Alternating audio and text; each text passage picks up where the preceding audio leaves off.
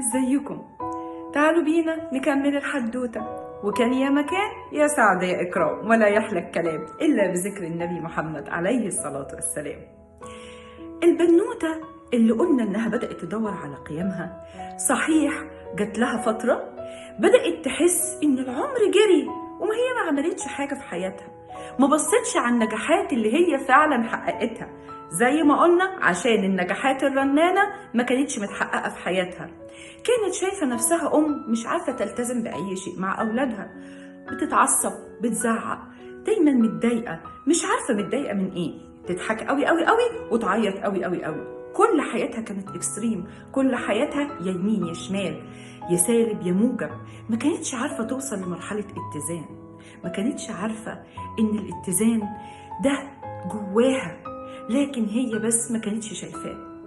المهم كانت كده وهي داخلة ال40 وبدأت الفورانة الكبرى تحصل، وزي ما قلنا في أول الحدوتة السؤال العظيم بدأ يتردد كتير: أنا جاية الدنيا هنا عشان أعمل إيه؟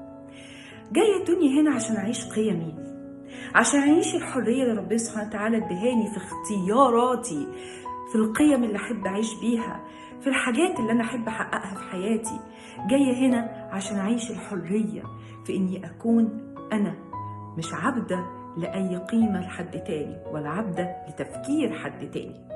خرجت بره إطار المقارنة، لأن كنت دايما شايفة كل اللي حواليا أمهات شاطرة ومدربين أولادهم حلو في التمرينات، بيحفظوا أولادهم قرآن، بيعملوا حاجات كتير في الحياة، وأنا يا عيني كل اللي بعمله إني أخش أقعد أطبطب على الولاد وأقعد ألعب معاهم لو عرفت ألعب لحد ما كبروا. ما كنتش عارفة إن اللعب اللي أنا شاطرة فيه والحاجة البسيطة اللي أنا شاطرة فيها زي الابتسامة والضحكة لما بشوف فيلم كرتون، ايه ده؟ انا حكيت كده عني مش عن البنوتة. تعالوا نرجع تاني للبنوتة.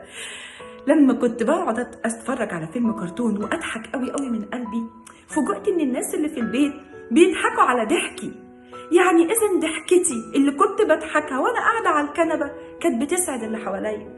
ما كنتش عارفه ان ابتسامتي وضحكي وطبطبتي وحضني للي حواليا دي كانت اهم حاجه في حياتي بتميزني.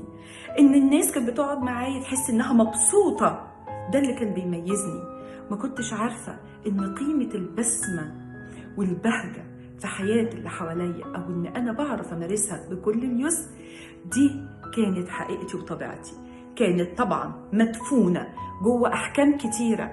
هو الواحد ينفع يعيش الحياة من غير معاناة؟ هو أنت بتضحكي على إيه أصلا؟ ولا فرحانة كده من إيه؟ المهم عشان ما أطولش عليكم، البنوتة بدأت تتعلم أكتر، تحترم نفسها وقيمها علشان تعرف تعيش الحياة بكل الحب والانطلاق والبهجة.